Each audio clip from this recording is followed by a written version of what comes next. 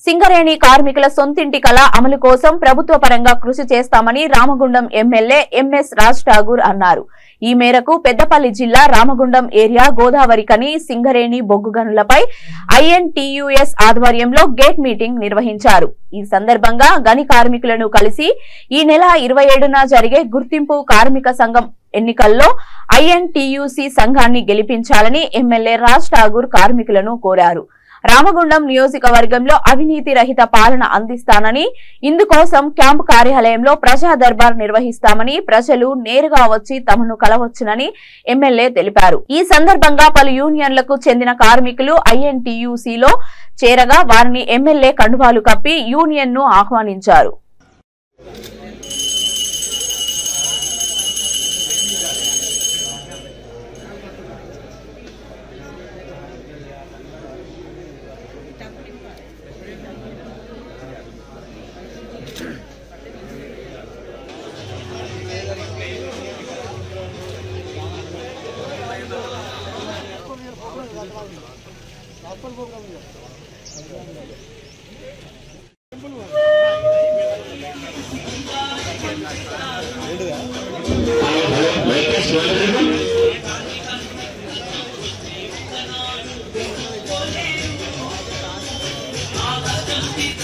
ఇచ్చేసారు కాబట్టి వారికి స్వాగతం పలుకుతూ వారికి మనం టైం ఇవ్వడం జరిగింది.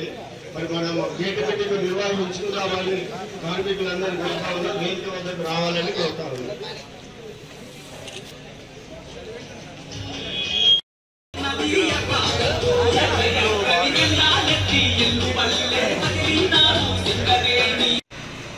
ఒక ఎన్నిక అయిపోయింది, ఇక ఎన్నిక మనది వచ్చింది కార్మికుల.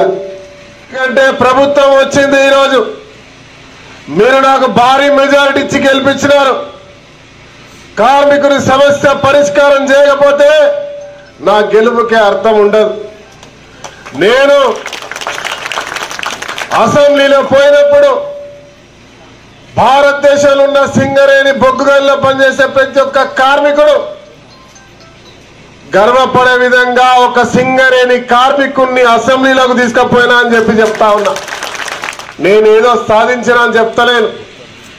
సింగరేణి ప్రతినిధిగా యావత్ సింగరేణి ప్రాంతాల్లో ఉన్న అన్ని ప్రాంతాల్లో నిన్నటి వరకు ఈ రాష్ట్రాన్ని దోపిడీ చేస్తున్న ప్రతి ఒక్క కార్మికుడిని బానిసగా చూస్తూ సింగరేణిని అమ్మడానికి ప్రయత్నం చేసిన దొరల పాలనను గడిలను బద్దలు కొట్టి ప్రతి ఒక్క శాసనసభ్యుడిని భారీ మెజార్టీతో గెలిపించినటువంటి చరిత్ర సింగరేణి కార్మికుడిది. ఆ ప్రాంతంలో ఉన్న ఇతర కార్మిక బంధువులది.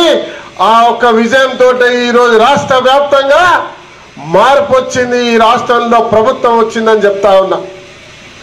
ఈ సమయంలో మరి సింగరేణిలో ఇంకా అండర్ గ్రౌండ్ మైన్స్ తీసుకొచ్చే కార్యక్రమాన్ని శ్రీకారం చుట్టడానికి ప్రభుత్వం సిద్ధంగా ఉందని చెప్పి ఇవాళ రేవంత్ రెడ్డి గారు రాష్ట్ర ముఖ్యమంత్రి గారు మీకు సందేశాన్ని ఇవ్వమని చెప్పి పంపడం జరిగింది.